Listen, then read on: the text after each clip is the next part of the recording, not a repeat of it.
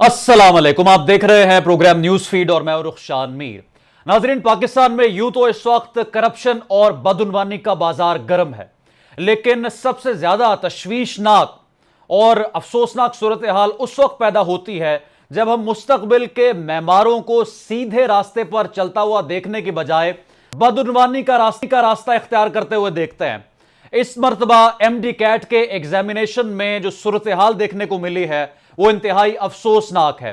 पाकिस्तान के 31 शहरों में एमडी कैट एग्जाम का इनेकाद किया गया, लेकिन दर्जनों नहीं सैकड़ों तालिब इल्म नकल करते हुए पाए गए। ब्लूटूथ डिवाइसेस का इस्तेमाल किया गया और ये वो तलबा और तालिबात हैं जिन्होंने ना सिर्फ मुस्तकबिल में मुल्क की भागदौड़ संभाल ली है, बल्कि आने वाली नस्लों को सिखाना है कि आपने कौम को सर्व किस तरह से करना है।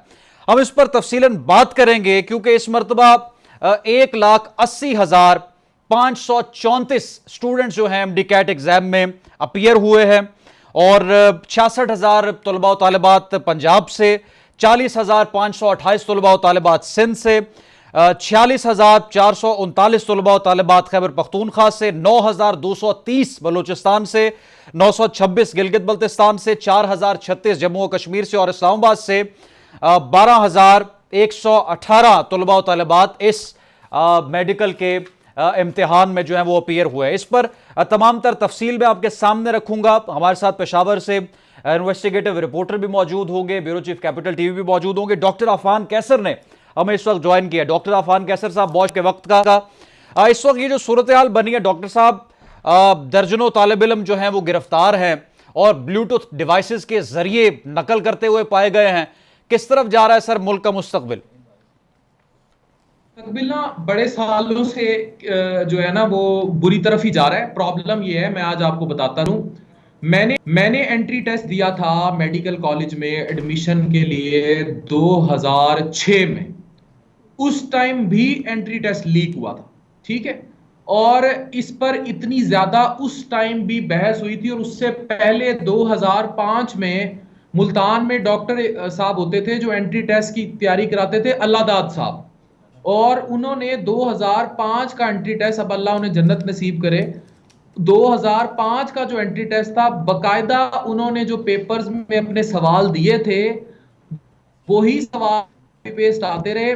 2006 में हम उनके पास तैयारी करते रहे और एंट्री टेस्ट में से एक भी सवाल उनके 2005 के बरक्स नहीं आया। वो स्टार एकेडमी 2006 में उस टाइम उनके पेपर रिपीट हो गए। ये एक एंट्री टेस्ट बड़े सालों से माफिया का किरदार ही अदा करता आया है। इस जमन में बहुत सारी एकेडमीज ऑपरेट होती आई हैं। ये दर्जनों एकेडमीज ऐसी हैं जो एंट्री टेस्ट के पर्चे खरीदती, अपने टेस्ट पेपर्स में लीक करती आई हैं अपने तालिब इल्मों को। ये आज से नहीं चल रहा, ये कई सालों से चल रहा है। अभी प्रॉब्लम ये है कि जो ब्लूटूथ और ये वाली चीजें हैं, ये अब लेटेस्ट गैजेट्स आ चुके हैं। मैट्रिक, एफएससी, कहीं किसी इम्तिहान को उठा लें, बच्चे ऐसे नकलें मारते रहे हैं, पकड़े भी जाते रहे हैं। ये कोई नया अलमियानी आ गया जिस मुल्क में 20,000 के मोबाइल के लिए 12 साल के बच्चे जो हैं वो गोलियां मार जाते हैं किसी को, तो वहां ये वाले अलमिया तो बड़े छोटे हैं। इससे बड़ा अलमिया है लीकेज ऑफ एंट्री टेस्ट का। और एंट्री टेस्ट इस बार भी लीक हुआ है और पिछले 20-25 साल से लीक हो रहा है, जब से एंट्री टेस्ट का ये शुरू हुआ था। और ये शुरू भी नून लीग की हुकूमत में हुआ था। अब प्रॉब्लम यह है कि इसका तदारुक करने वाला कोई नहीं है। मैं खुद इस माफिया का शिकार रहा हूं। मेरा 1 साल एडमिशन नहीं हुआ था और पाकिस्तान में मेरिट की धज्जियां एंट्री टेस्ट के थ्रू बखेरी जाती रही हैं। ये माफिया इतना तगड़ा है कि इसने एफएससी के नंबर कम करा के, मैट्रिक के नंबर कम करा के 70-80% तक माजी में ले जाते रहे एंट्री टेस्ट को, कि किसी तरीके। ये पहले लाहौर में थी एकेडमियां, मैं तो नाम लूंगा, मैं डरता नहीं हूं, किप्स थी, स्टार एकेडमी थी और बहुत सारी एकेडमीज थी। आज देखें कि इनके जो मालिक थे, इनके नेटवर्क कैसे हर शहर में फैले हुए हैं। ये पहले एंट्री टेस्ट की तैयारियों से शुरू हुई, खुडियों से, उसके बाद इनका नेटवर्क ऐसा फैला कि ये हर जगह पहुंच गई, हर शहर में पहुंच गई। इन्होंने एफएससी की तैयारियां करानी शुरू कर दी, फिर इन्होंने ओए लेवल्स कराने शुरू कर दिए और इन्होंने कमाया सारा एंट्री टेस्ट से। ये नेटवर्क बड़ा पुराना ऑपरेट होता आ रहा है और इस पे आप शिकंजा नहीं डाल सकते। और मुल्क में जितनी करप्शन बढ़ती जा रही है उतनी और चीजें आ रही हैं। चीटिंग छोटा मामला है, आप बड़ी मछली की बात करें। تو بڑی مچھلی کا کس طرح سے روک تھام ہو سکتی ہے ڈاکٹر صاحب؟ یہ تو جو طالب علم بلوٹوتھ ڈیوائسز کے امتحان پاس کر کے جا رہے ہیں، اپیئر ہو رہے ہیں، یہ قوم کو کس طرح سے سرو کر سکتے ہیں؟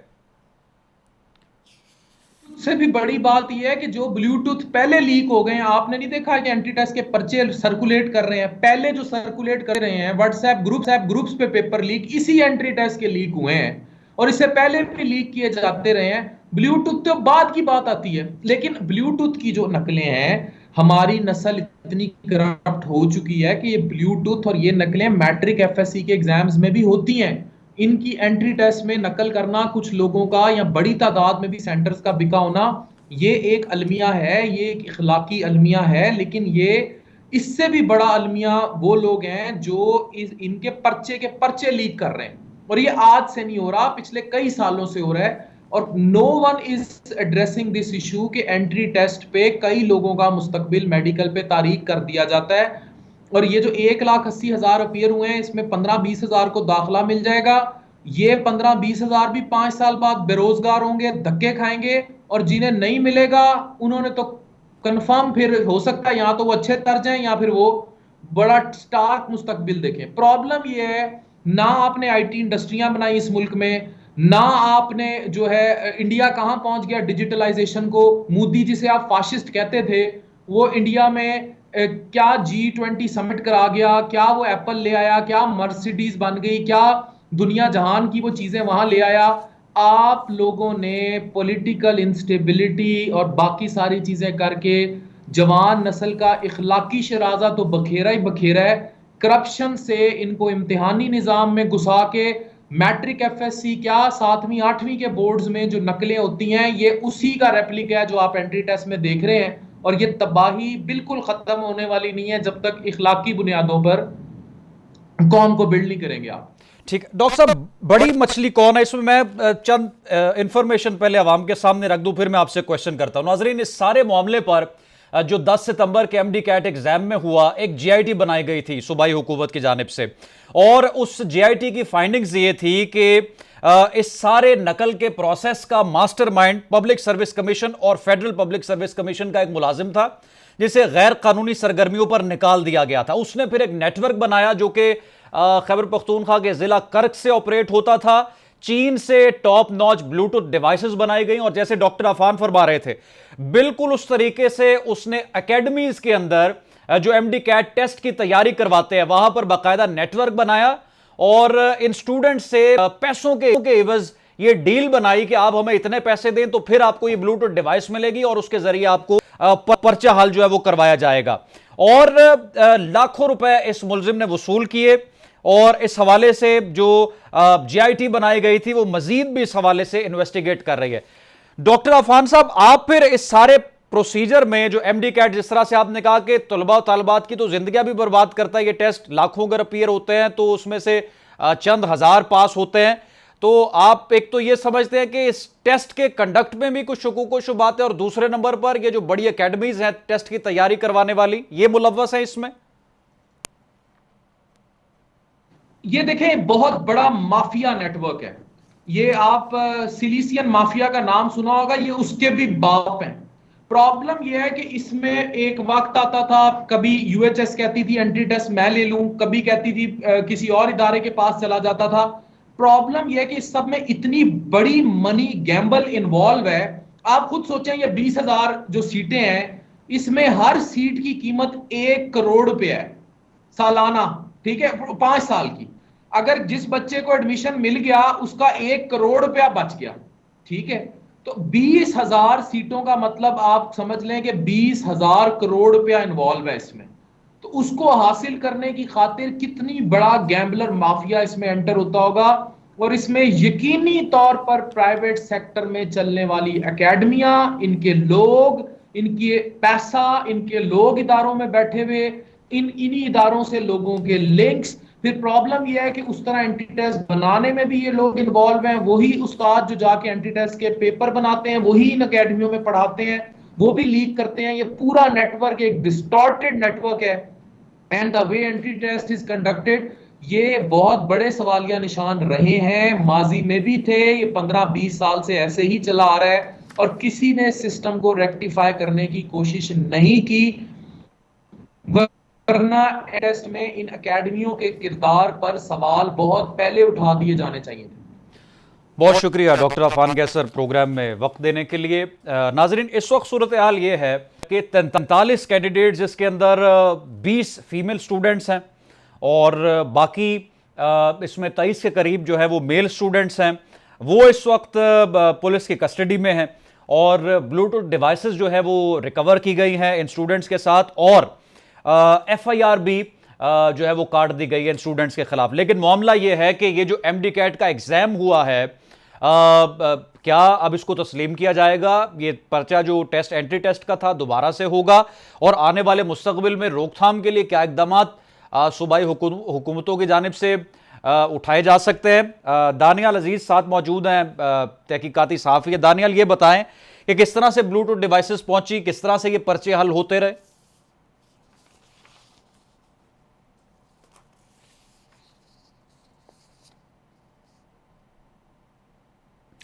دانیال عزیز کی آواز جو ہے وہ ہمارے تک نہیں پہنچ رہی۔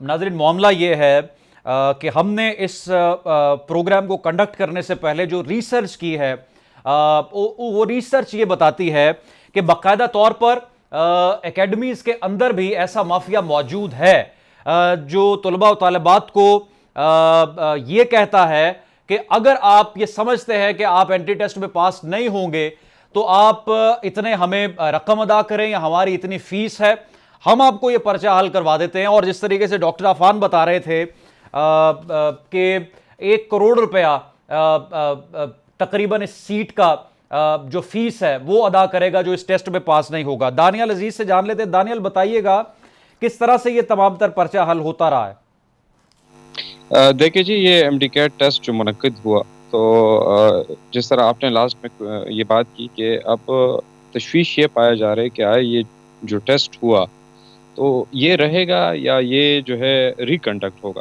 اب سب سے ہاٹ ٹاپک جو کینڈیڈیٹس کے جو امیدوار ہے یا تھے، تو اس میں یہی بحث چل رہی ہے کہ کیونکہ دیکھیں اس میں ایسے بھی اسٹوڈنٹس تھے کہ جنہوں نے پڑھائی کی تھی، جو جینونلی ہم کہہ سکتے ہیں کہ انہوں نے یہ ٹیسٹ جو ہے پاس کیا ہے اور وہ کنسرن ہے اس کے بارے میں۔ دوسری جانب اس طرح لوگ ہیں کہ جنہوں نے ٹیسٹ کو فیل کیا ہے اور آبویسلی دے کلیم کہ ٹیسٹ جو ہے انفیئر تھا، اور وہ کہتے ہیں کہ ٹیسٹ سے پیپر جو ہے وہ آؤٹ ہوا ہے۔ تو یہ بحث آج کل یہاں پر جو کینڈیڈیٹس ہے، امیدوار ہے، اس میں یہ چل رہی ہے۔ اور آپ کو پتہ ہے کہ پشاور ہائی کورٹ میں کیس جو ہے وہ گیا ہے، اور chief justice Peshawar high court نے سماعت کے لیے مقرر کیا، اور جسٹس ارشد علی نے اس پر سماعت کی۔ پھر انہوں نے ایٹا کو نتائج جو ہے اپلوڈ کرنے سے روک دیا۔ تو سماعت کے لیے مقرر ہے، آئندہ سماعت میں پتہ چلے گا کہ اس پہ آگے کارروائی کیا ہوگی، عدالت اس کے بارے میں جو ہے کیا فیصلہ دے گی۔ لیکن چونکہ آپ دیکھیں 46,000 بچے، 46,000 کینڈیڈیٹس جو ہے وہ بیٹھے تھے، انہوں نے ٹیسٹ دیا ہے، اور 1700 یا 1800 سیٹیں جو ہے وہ صرف ہیں، اور اس میں 46,000 میں سے تو یہ ایک بہت بڑا، آپ دیکھ لیں کہ 1700-1800 سیٹوں کے لیے اپلائی کرتے ہیں 46,000 لوگ، تو بہت بڑا فگر ہے۔ تو اس سے آپ یہ اندازہ کر سکتے ہیں کہ اس میڈیکل فیلڈ کا سکوپ ہم نے کس طرح بنایا ہے، اور اس کا سکوپ جو ہے، اور پھر ایک کینڈیڈیٹ، آپ کو میں بتاؤں تو یہ ایف ایس سی پاس جب بچے پاس کرتے ہیں تو وہ تو انتہائی معصوم ہوتے ہیں، اور اس سے میں آپ سے یہ جاننا چاہتا ہوں کہ یہ نیٹ ورک کس طرح سے آپریٹ ہو رہا تھا، اور یہ شخص جو کہ ایک سرکاری ملازم تھا، نوکری سے اس کو نکالا گیا مس کنڈکٹ کی وجہ سے، کس طرح سے اس نے یہ بلوٹوتھ ڈیوائسز ان اکیڈمیز میں پہنچائیں، اس حوالے سے بتائیے۔ دیکھیں جی بالکل، یہ خبر جو ہے کل میں نے بریک کی تھی کہ جو اس میں ملوث شخص ہے وہ پہلے پبلک سروس کمیشن کا ملازم تھا، اس میں ایز اے کمپیوٹر آپریٹر یا ایز اے جو اسسٹنٹ ہے وہ کام کر رہے تھے۔ پھر اس کے بعد فیڈرل پبلک سروس کمیشن میں اسسٹنٹ ڈائریکٹر کے طور پر انہوں نے ملازمت شروع کی۔ تو ظاہر بات ہے سروس کمیشن کا جب وہ ملازم ہے تو اس کو سسٹم کا پتہ ہے، اس کو چیزوں کا پتہ ہے کہ وہ کس طرح ان چیزوں کو ہائی جیک کریں گے اور کس طرح اس پہ تو انہوں نے اس سے قبل بھی اس طرح انفیئر مینز کا اور ٹیسٹ میں اور مختلف اس میں اس طرح سرگرمی میں ملوث رہے کہ ان کے خلاف جو ہے کارروائی کی گئی، ان کے خلاف پرچہ کاٹا گیا، ایف آئی اے نے باقاعدہ طور پر اس کے خلاف کارروائی کی، کیس جو ہے وہ عدالت میں گیا، پھر اس نے کچھ عرصے سے کے لیے وہ روپوش ہوئے، پھر اس نے بی بی اے کیا، ضمانت اس کو عدالت نے دی۔ تو اب دوبارہ جب یہ واقعہ پیش آیا تو دوبارہ یہ تانے بانے جب انہوں نے ریکارڈ دیکھا، جو لوگ گرفتار ہوئے۔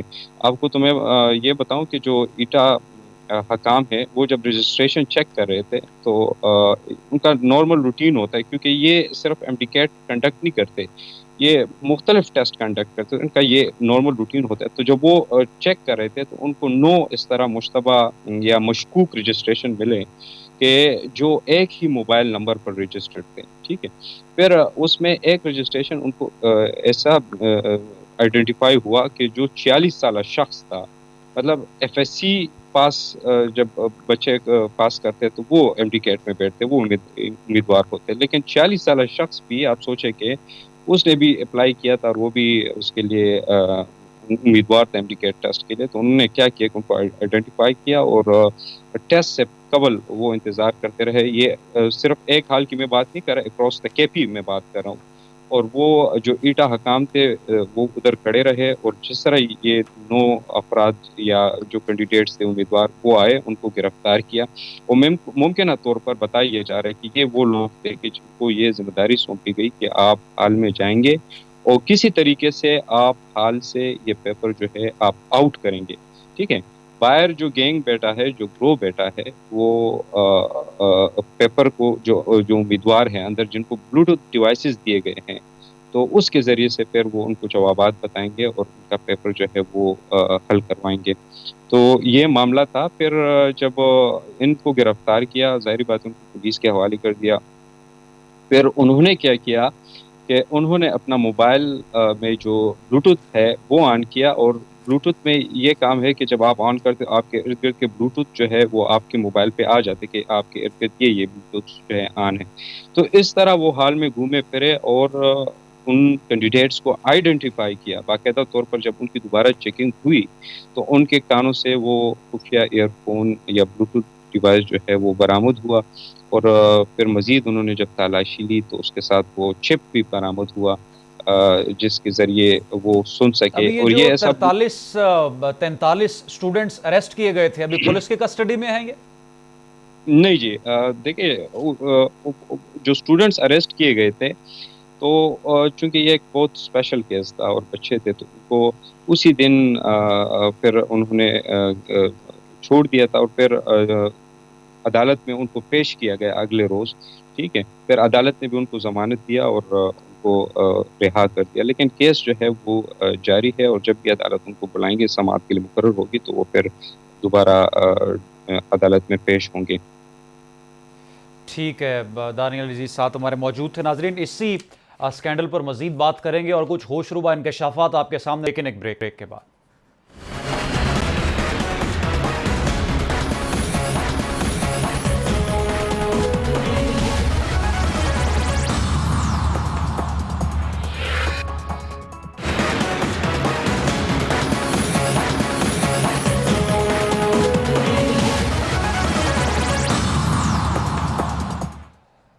Welcome back. ناظرین، ٹویٹر پر آج ٹاپ ٹرینڈ رہا ہے سے نو ٹو بلوٹوتھ ڈاکٹرز۔ اب جو پاکستانی عوام ہے وہ کریڈیبلٹی پر سوال اٹھا رہی ہے کہ ہمارے ہسپتالوں میں جو ڈاکٹرز بیٹھے ہوئے ہیں اور لوگوں کو پریسکرائب کر رہے ہیں، کیا ان کی اتنی تعلیم ہے یا وہ اس اہل ہیں کہ وہ ان سیٹوں پر بیٹھ سکیں؟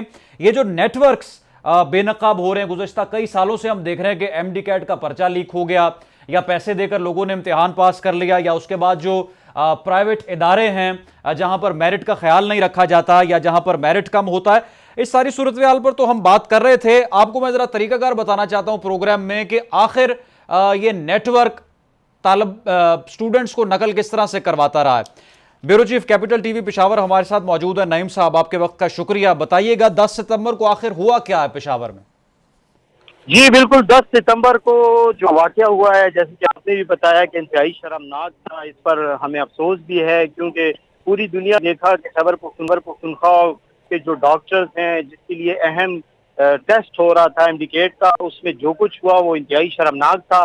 ایسا ہوا ہے کہ ایک نیٹ ورک تھا، منظم نیٹ ورک تھا، جس نے ایک خصوصی ڈیوائس کے ذریعے لوگوں کو نقل کرنے میں سہولت فراہم کی، اور اس حوالے سے انکشافات بھی ہوئے تھے، اس حوالے سے باتیں بھی سامنے آئی تھی. اس پر پھر کارروائی عمل میں لائی گئی. اس میں بعض اداروں نے بھی، قانون نافذ کرنے والے اداروں نے بھی اس حوالے سے مدد کی اداروں کی، جس کے بعد یہ عمل میں آیا اور ایسے لوگوں کو گرفتار کیا گیا کہ جنہوں نے اس میں ایمڈیکیٹ ٹیسٹ میں جو اسکینڈل آیا ہے بلوٹوتھ کے حوالے سے اس کی فراہمی کی، اور اس میں فردر کارروائی بھی جاری ہے. پھر اس کے بعد اس کے حوالے سے پشاور ہائی کورٹ میں ایکشن بھی لیا گیا. پشاور ہائی کورٹ نے اس کے نتائج روکنے کا اعلان بھی کیا ہوا ہے. اب فردر اس میں جے آئی ٹی بنی ہوئی ہے جو اس پر تحقیقات کر رہی ہے. ابھی جو چیزیں سامنے آئی ہیں مشکوک رجسٹریشن پر، ایمڈیکیٹ کے ٹیسٹ سے پہلے 9 افراد کی گرفتاری کا انکشاف ہوا ہے. 9 مشکوک امیدواروں نے ایک ہی موبائل فون سے رجسٹریشن کی ہوئی تھی. ایمڈیکیٹ ٹیسٹ کے لیے 46 سال عمر کے شخص نے بھی رجسٹریشن کی ہوئی تھی. ایمڈیکیٹ ٹیسٹ میں نقل کے الزام میں 219 امیدواروں کو گرفتار بھی کیا جا چکا ہے. ایٹا نے ٹیسٹ میں نقل کی منصوبہ بندی سے متعلق تمام کمیشنز کو پہلے سے آگاہ بھی کیا تھا.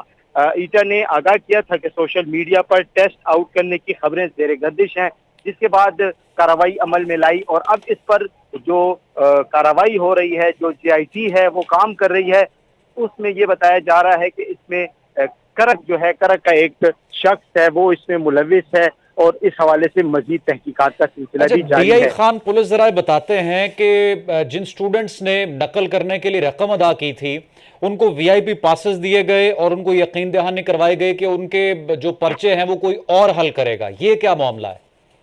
جی بالکل، اس میں تو میں یہی کہوں گا کہ یہ جو اتنا بڑا اسکینڈل سامنے آیا ہے تو اس میں یہ نہیں کہا جا سکتا کہ اس میں بعض ایسے لوگ جو نیٹ ورک کا حصہ ہیں وہ ان کے اپنے لوگ ہیں.